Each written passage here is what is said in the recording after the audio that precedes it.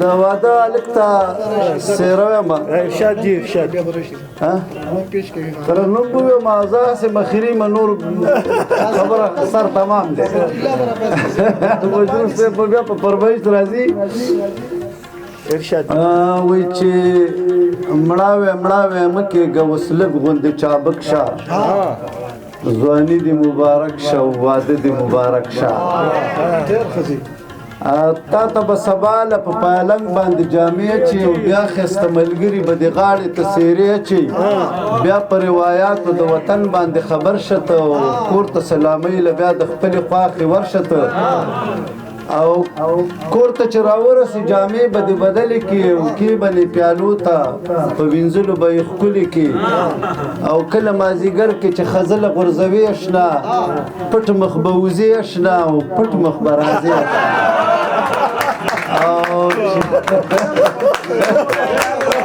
چې خواښې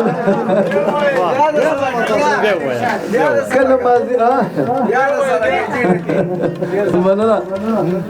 تا ته به سبا له په پالنګ باندې جامې اچي بیا ښایسته ملګري به دې غاړې ته څېرې اچي بیا په روایاتو د وطن باندې خبر شه ته کور ته سلامۍ له بیا د خپلې خواښې ورشه ته او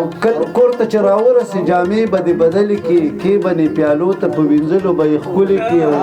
کله مازدیګر کې چې ښځه له غورځوي اشنا پټ مخ به وځې اشنا او پټ مخ به راځې او چې خواښې له ورځې نو د سینې غنک کلک شه او واده دې مبارک شه او ځواني دې مبارک شه بل به ورپسې داسې ووایو چې اوس به د پیزار نمبر اشنا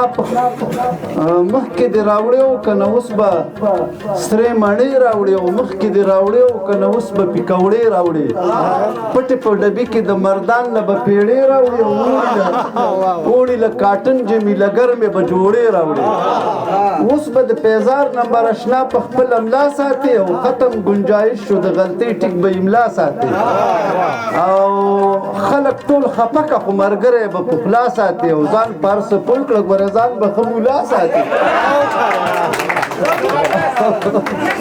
او خیر دی که چرګ نه وي کله غوښه کې پالک شه ځواني دې مبارک شه واده دې مبارک شه او په دې اخري خو به خامخا وی ګوره عمل کې اوس د سخرګنۍ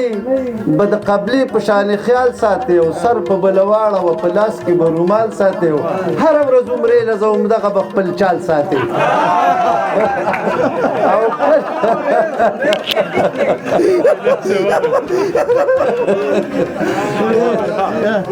او کله که په سخره او سخرګنۍ باندې مضمون راغی چې ته پکې اول راشي همدا خبره یاد ساته